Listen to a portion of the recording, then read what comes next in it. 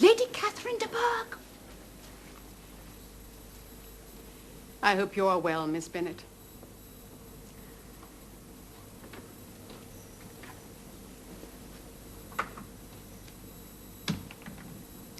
That lady, I suppose, was your mother.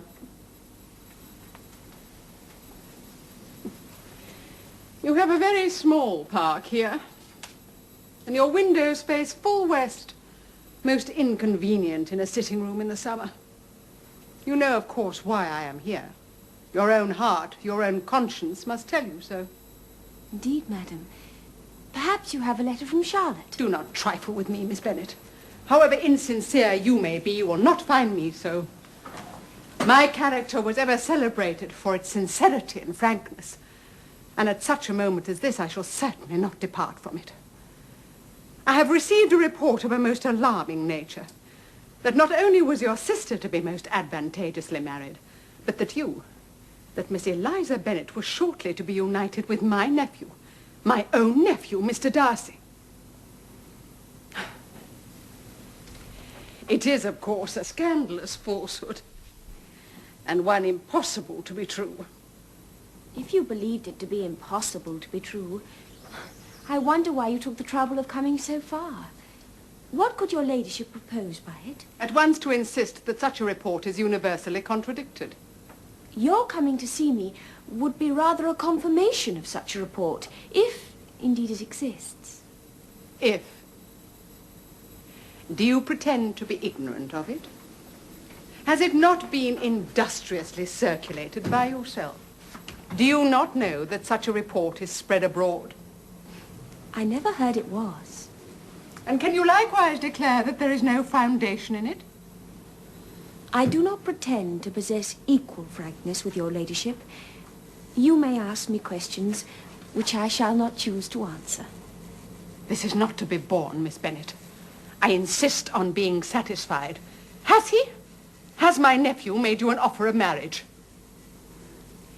Your ladyship has declared it to be impossible. It ought to be so. It must be so, while he retains the use of his reason. But with arts and allurements, you may have drawn him into it.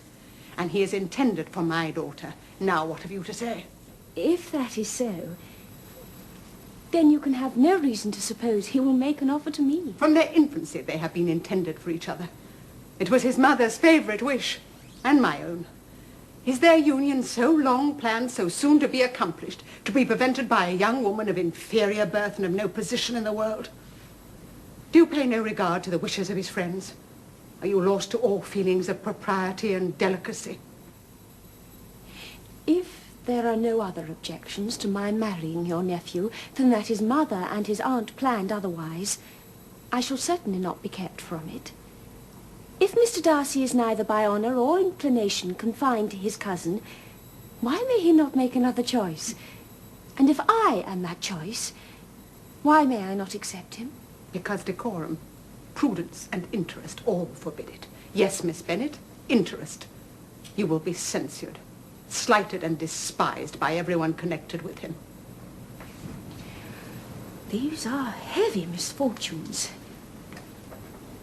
But the wife of Mr. Darcy must have such extraordinary sources of happiness necessarily attached to her situation that she could, upon the whole, have no cause to repine. Obstinate, headstrong girl. Are you to pollute the shades of Pemberley? Who are your uncles and aunts? Who? Your sister's marriage, a patched-up business. Your sister's husband, son of a steward, an infamous eloper, now to be Mr. Darcy's brother. You have insulted me in every method possible. I must beg you to leave. Tell me once and for all, are you engaged to Mr. Darcy? I am not.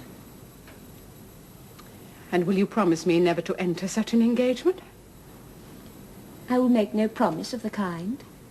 I shall not go away until you have given me the assurance I require. And I shall certainly never give it.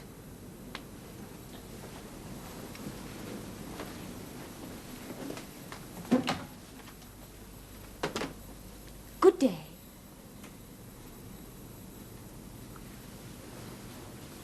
Unfeeling, selfish girl. Lost to duty, honor, and gratitude. I take no leave of you, Miss Bennet. I send no compliments to your mother. You deserve no such attention. I am most seriously displeased.